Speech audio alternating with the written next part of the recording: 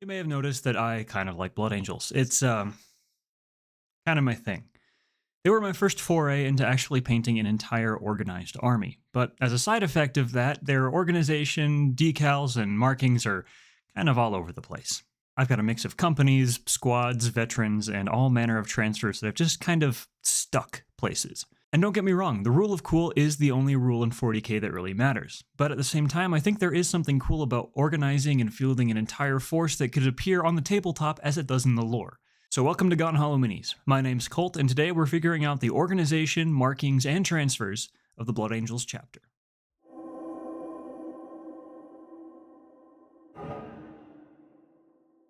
So let's get to it by tracking down the companies, commanders, and composition of each Blood Angels company.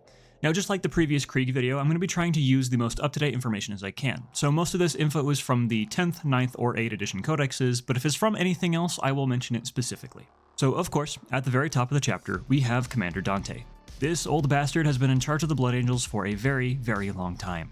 He is essentially the single person in charge of the entire chapter. He is Warden of the Imperium Nihilus, Master of the Blood Angels, and Lord of the Angelic Host. We've never been the most subtle of chapters, have we?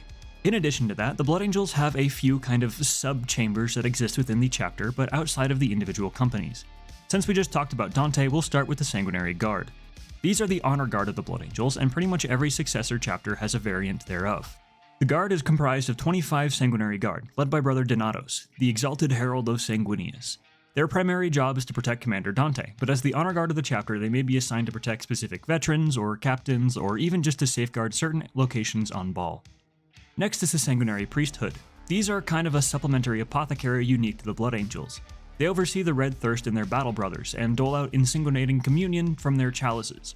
At present, they're led by Brother Corbulo, who oversees 26 individual sanguinary priests. While the priesthood oversees the alchemical balance of their brothers, the Reclusiasm oversees the Blood Angels' spiritual balance. These chaplains are charged with maintaining a vigil over their brothers and their rage, dealing with those who fall as they see fit. They are led by Asterath, Redeemer of the Lost and High Chaplain. He oversees a total of 15 other chaplains who can be assigned to companies as needed. Next is the Librarius. The Sons of Sanguinius have always been rather psychically gifted, so it's no wonder that their Librarius is rather well manned. It is led by Chief Librarian Mephiston, the Lord of Death and the biggest Mary Sue in all of Warhammer. Don't get me wrong, he's still a fun character, but like, have you read his trilogy? Unlike some of the other chambers, the Librarius has a rather well-defined structure and organization. Working from the bottom up, a Space Marine will enter the Librarius as an acolytum, before working their way into the rank of Lexicanium. After Lexicanium comes Codicier, and after Codicier comes Epistolary. Each of these ranks is more or less dedicated to different tiers of recording the chapter's history through battle reports and other records, in addition to training their badass space wizard powers, of course. These are the most notable or unique of the chapter's chambers, but there are a few more of note. There's the Armory, led by Brother Incariel, Master of the Blade. He leads the chapter's staff of 39 other Tech Marines, in addition to maintaining the chapter's supply of vehicles. These vehicles are doled out to companies as necessary, though their primary tie remains to the Armory. Then there's also the Logisticium, led by Brother Gallimatus, who oversees the chapter's staff of mortals and serfs. And finally, the chapter's fleet command, led by Brother Amadeno, the Keeper of the Heaven Gate, who organizes the chapter's 5 strike cruisers, 2 battle barges, 13 rapid strike vessels, 28 Thunderhawk gunships, and 6 Thunderhawk transporters. Now we're on to the companies. The Blood Angels divide their chapter into 10 different companies. The first is the Veteran Company. The second, third, fourth, and fifth are battle companies. The 6th, 7th, 8th, and 9th companies are reserve companies, and the 10th company is the Scout Company. Let's start with the first company. These battle brothers are collectively known as the Archangels, and are the premier warriors of the chapter. This is where you find units such as Blade Guard veterans, Stern Guard veterans, Vanguard veterans, and of course the vaunted Terminators in the highest concentration. These warriors are so skilled that they're given their pick of the chapter's armory, so particular squad types and armor patterns vary to best suit each individual veteran. The first company of the Blood Angels is led by Captain Carlane, the Shield of Baal, who is assisted by 2 veteran lieutenants. They oversee 100 hand-chosen veterans and 10 Furioso Dreadnoughts. And Furioso Dreadnoughts still exist, you cannot convince me otherwise. But it's also important to note that the first company rarely sees combat as an entire unit, at least outside of the most dire circumstances. More often, individual veteran squads will be sent to other companies for different campaigns where their work might be needed. But now on to the battle companies. These are kind of the bread and butter of a Space Marine chapter's fighting force. Each is organized in a similar manner, but have distinct identities that are worth noting. The second company, the Blooded, are led by Captain Aphael, the Master of the Watch. The third company, the Iron Helms, are led by Captain Antargo, the Master of Sacrifice. The fourth company, the Knights of Baal, are led by Captain Raffin, the Lord Adjudicator. The fifth company, the Demon Banes, are led by Captain Sindini, the Keeper of the Arsenal. These are all the canon captains anyway. If you've watched some of my other videos, you might know that I've kind of adopted the fourth company, just because I think Knights of Baal sounds rad as hell. But this brings up an important point. Just because these characters are named doesn't mean that you have to paint your minis like these miniatures. To be entirely honest, some of them, like Captain Raffin, who I have so unceremoniously replaced, honestly don't have much of a character to themselves yet, so they probably won't be missed if you replace them in your own army. And in the end, hey, they're your minis, it's your army, do whatever you want. And if someone is so bent up about your army not being lore compliant, maybe it's time to find a different opponent. But anyway, each battle company is led by a command squad. For the Blood Angels, this consists of the captain himself, a company ancient to carry the standard, the company's finest swordsman and the company champion, 2 lieutenants, and an assigned chaplain. Additionally, they can be joined by a librarian and or a tech marine as the mission sees fit. Now from here, the squads are broken down into battle line, close support, and fire support. To note here, each of these squads is comprised of 1 sergeant and 9 other marines. But there are references to demi-squads, which I assume are units of 5 marines, like how certain units can be fielded on the tabletop. Or for other more specific units like aggressors, inceptors, and eliminators, it can be a full squad of 6 and a demi-squad of 3. Anyway, each company includes 6 battle line squads. Battle line units are intercessor squads, heavy intercessor squads, or infiltrators. And tactical squads, but let's be real, those guys are probably on borrowed time anyway. In addition to these 6 battle line squads, there are 2 close support squads. These are things like assault intercessors, reavers, outriders, and assault centurions. Rounding out the infantry are 2 fire support squads. These can be anything from big, devastating weapons found in Hellblaster or Aggressor squads, or the more pinpoint accuracy of things like Eliminators. They all count as fire support. Now, it's also important to mention here that each company maintains its own pool of transports, mainly impulsors and rhinos. These are somewhat separate from the tanks and other vehicles overseen by the armory. But finally, every battle company also gets 5 dreadnoughts. There isn't a specific number of each type given, so feel free to mix and match how you please. For some reason, as of the 8th edition codex, the last codex that gave us firm numbers on these things, the 5th company only gets 3 dreadnoughts for some reason. If there's a reason for that, let me know, but until I get a solid reason, I'm just gonna ignore that because it's the kind of outlier here. As we wrap up our talk of the battle companies, I would also like to mention that you might find artwork of veterans wearing company markings other than the 1st. This is because while every Marine in the 1st company is a veteran, not all veterans are in the 1st company. Battle brothers that distinguish themselves within their own company can don the golden helm of a veteran, but maintain their position in their own company. The only exception to this, I believe, is Terminators. As far as I have seen, a chapter's harnesses of Terminator plate are kept solely for the 1st company. Now, something about this organization has never really sat right with me. We're the Blood Angels here, we're the fast attack melee chapter, so why do we only have 2 close support squads per company? As far as I'm concerned, because these numbers are so unrealistic for the Blood Angels, you have a little bit of freedom to fudge with them. Maybe instead of having 6 battle line squads and 2 assault squads, you have 2 battle line squads and 6 assault squads. Or maybe you just count assault intercessors as battle line since they have that keyword in the game and just disregard the helmet color. It's up to you. But now we're on to reserve companies, and I need to make a quick mention of how these ones work. You might have noticed that the battle companies are a little bit smaller than you might have guessed, at least for the planetary battlefields of the 41st millennium. And that's where reserve companies come in.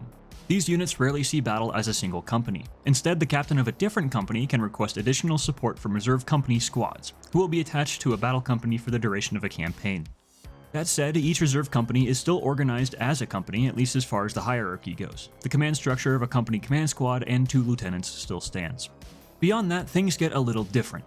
Each reserve company is wholly dedicated to a particular type of unit, instead of the mixed squads of the battle companies.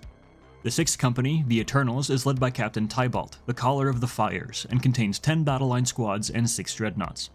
The 7th company, the Unconquerables, are led by Captain Phaeton, the Master of the Marches, and contains 10 battle line squads and 4 dreadnoughts. The 8th company, the Bloodblades, coolest company name ever by the way, are led by Captain Matarno, the Lord of Skyfall. This company has 10 close support squads and 2 dreadnoughts. The final reserve company, the 9th company, is led by Captain Latarnes, the Master of Sieges, and contains 10 fire support squads and 5 dreadnoughts. The final official company, the 10th Company, is primarily comprised of scouts. It's led by Captain Borgio, the Master of Recruits, and still has 2 lieutenants.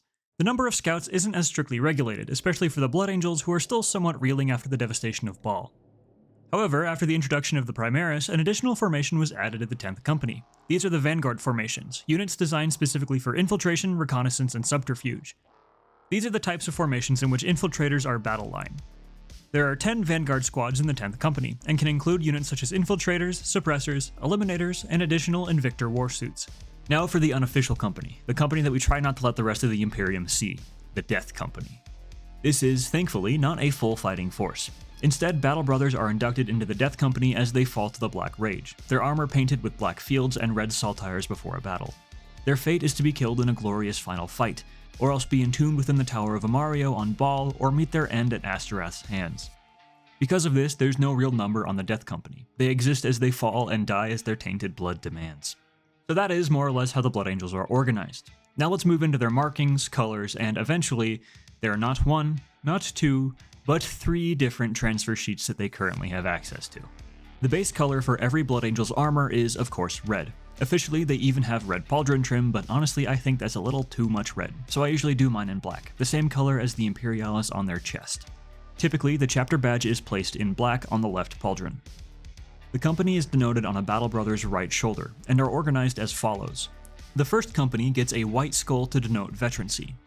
Now the battle companies. Second company gets a yellow blood drop. Third company, a white blood drop. Fourth company, a green blood drop. And fifth company gets a black blood drop. The reserve companies follow similar schemes, but use 2 droplets instead of 1. And finally, the symbol for the Scout Company is a red blood droplet placed on a circular field of black. Sergeants are a little different. The faces of their pauldrons are painted black with red trim, and their chapter symbols are painted in yellow instead of black.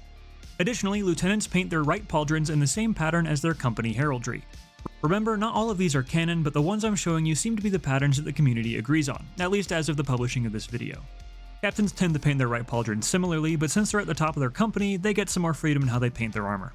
The individual squad that each Marine is a part of is denoted by a symbol on their right knee plate. Some of these symbols have transfers and some don't, but we'll get into that later.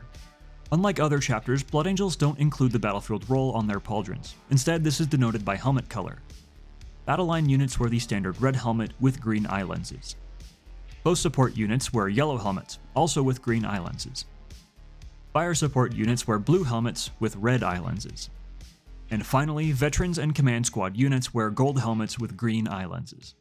Now there's some disagreement on what color Terminator helmets should be. All of the info that we've just gone over tells me that they should be gold, but we've usually just seen them red. I guess maybe the assumption is that if you're wearing Terminator plate, people can just kind of assume you're a veteran. Regardless, these are the most fanciest of all the veterans, so they'd probably have a little bit more freedom in their paint colors anyway, so just go with the vibes. For other important details, the tabards and other fabric details on standard Marines are typically black, instead of the more standard cream color. Additionally, veterans keep the black chest Imperialis, but gain golden pauldron trim. The markings of the Death Company are a bit more freeform. Their armor is daubed entirely black, and typically we see them with gold Imperialises and red eye lenses. The chapter badge remains on the left pauldron, but is painted white instead of black.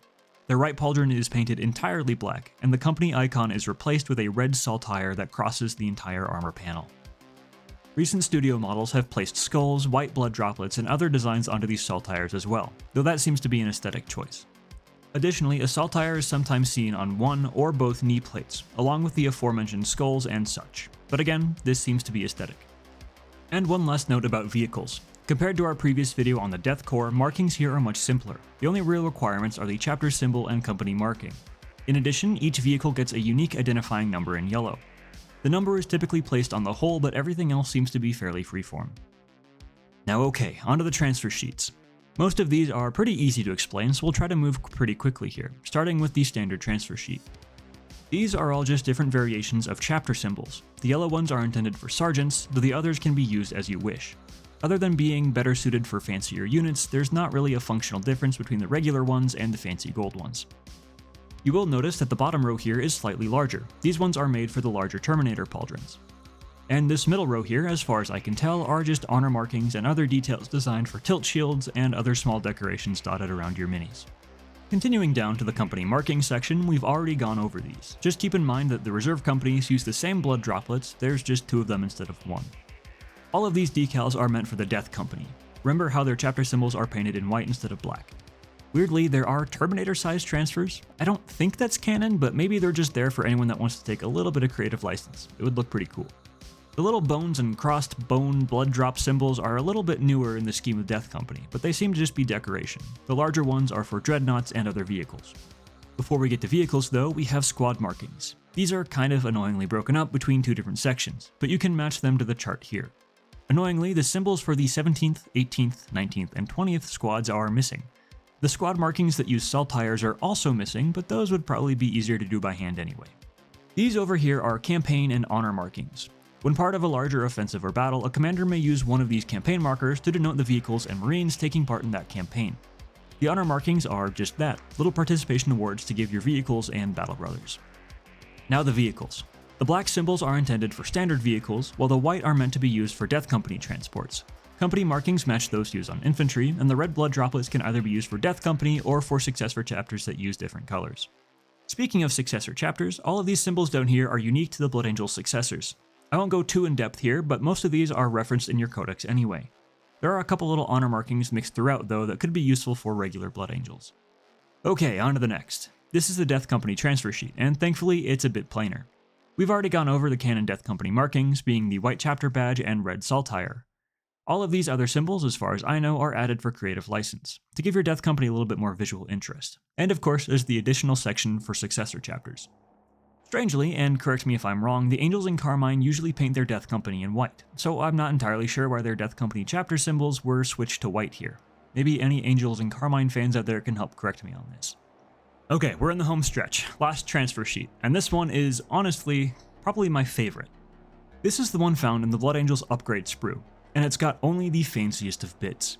A lot of these are, as we've already discussed, just variations of the chapter symbol.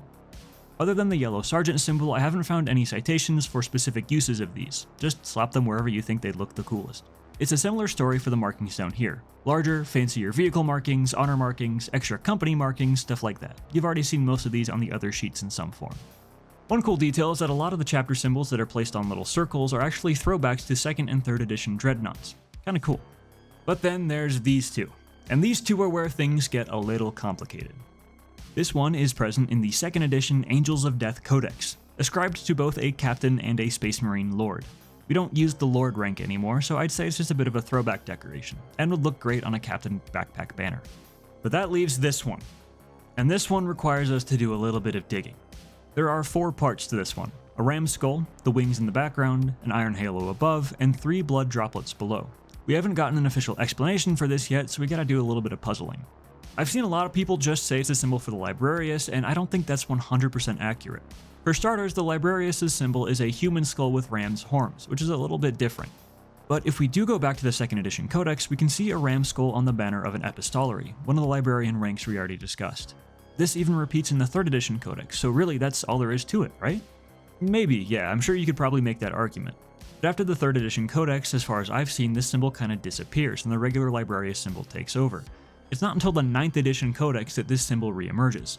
It's present on a page that specifically introduces the Death Company. We can see a Death Company Marine to the right of the page, and the text is even placed on a black field with a red saltire. Not to mention the actual text.